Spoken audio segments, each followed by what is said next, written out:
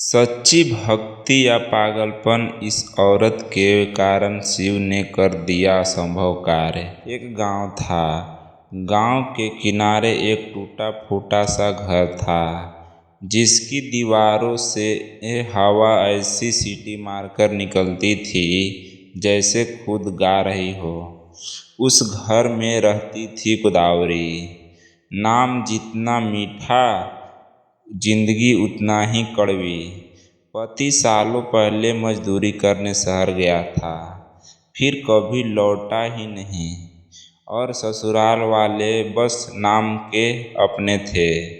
सुबह से रात तक ताने, ये औरत अशुभ है, इसके कदम घर में पड़े और हमारा सुख चला गया।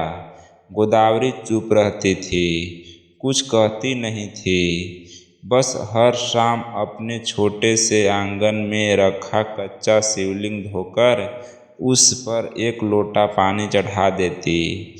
ना पूजा पाठ, ना मंत्र, ना बड़े बड़े विधान, बस पानी और एक बात, भोले तू मेरा बेटा है। गांव वाले हंसते थे, अरे भगवान को बेटा बुलाती है ये पगली।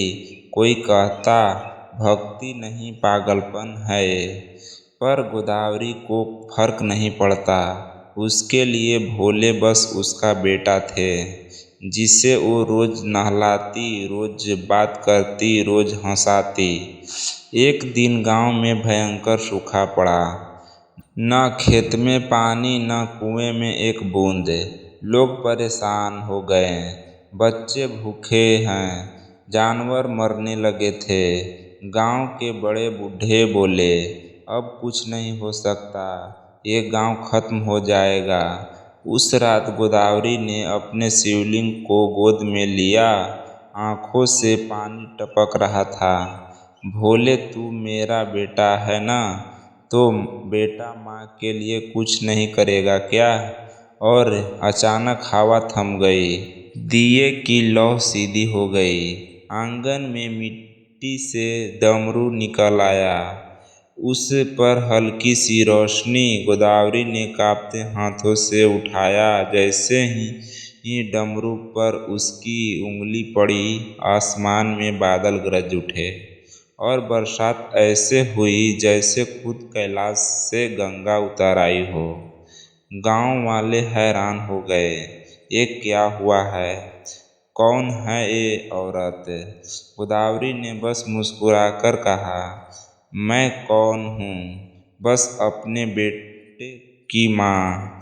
उस दिन के बाद गांव में रोज भी मुसीबत आती, लोग गोदावरी के आंगन पहुँच जाते हैं। वो बस अपने शिवलिंग से कहती है, देख ले बेटा, और असंभव भी संभव हो जाता है।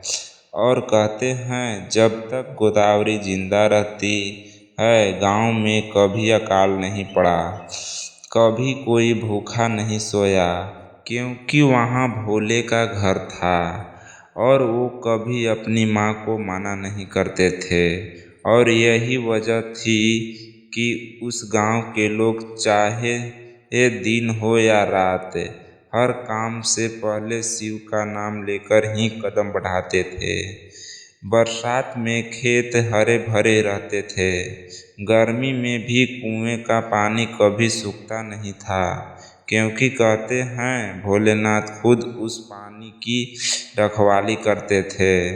गांव की औरतें जब चूल्हा जलाती है तो पहले एक रोटी अलग से सेककर गोदावरी माँ के आंगन में रख देती है, और मानो जादू हो, उस रोटी को हमेशा कोई अदृश्य हाथ उठा ले जाता है।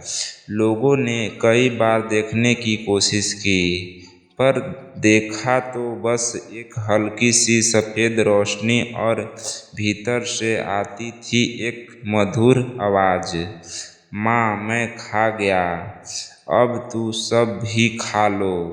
गांव के बच्चे खेलते खेलते भी भोले का नाम गुनगुनाते थे, और बड़े बुजुर्ग कहते थे यहाँ दुख का रास्ता ही भूल जाता है, क्योंकि यह गांव भोले का बसेरा है। लेकिन एक दिन गांव में ऐसा संकट आया कि जिसने सबको डरा दिया।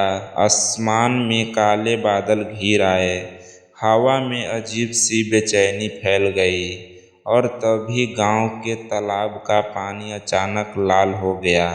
लोग घबरा गए, ये कैसा अपशकुन है। बच्चे रोने लगे, जानवर इधर उधर भागने लगे। गोदावरी माँ भी हैरान थी। उन्होंने आसमान की ओर देखा और कांपते स्वर में बोली, भोले ये क्या हो रहा है? अगर तू है तो आकर हमें बचा ले। बस इतना कहना था कि जैसे पूरी धरती थम गई, हवा रुक गई, पंछियों की आवाज़ बंद हो गई और अचानक दूर से दमदम की गूंज सुनाई देने लगी।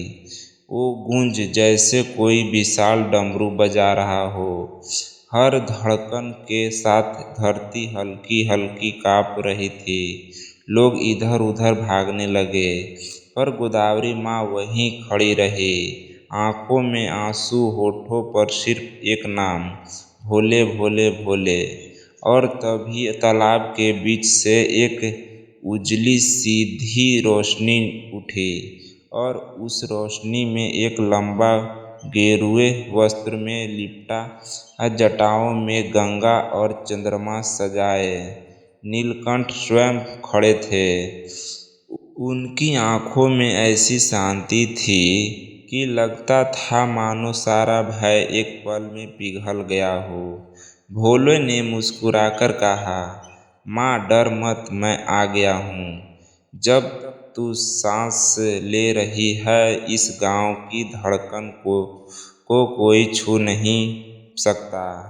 और इसके बाद उन्होंने जो किया वो आज तक कोई भूल नहीं पाया।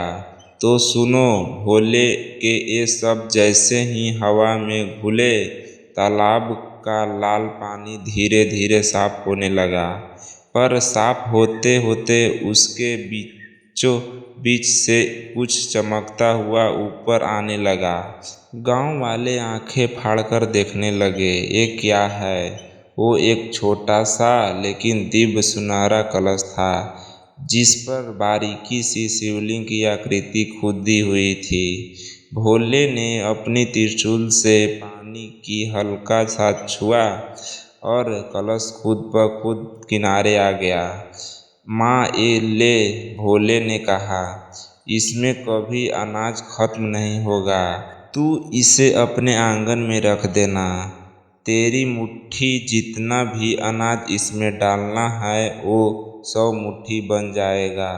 और जब तक तेरे हाथ इसे छूते रहेंगे, गांव में कोई भूखा नहीं रहेगा। गोदावरी माँ के हाथ काँप रहे थे।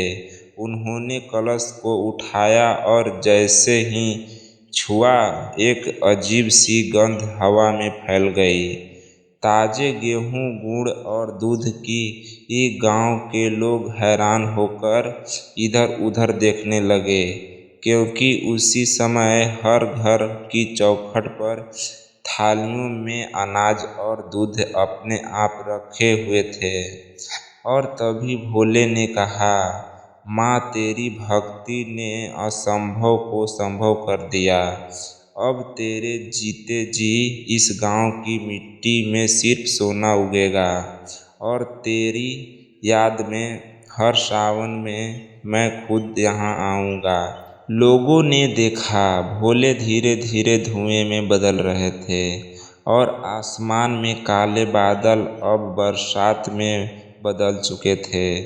और कहते हैं, आज भी हर सावन की पहली बारिश के साथ तालाब से डमरू की गूंज सुनाई देती है और उस दिन गांव में एक भी चूल्हा खाली नहीं रहता।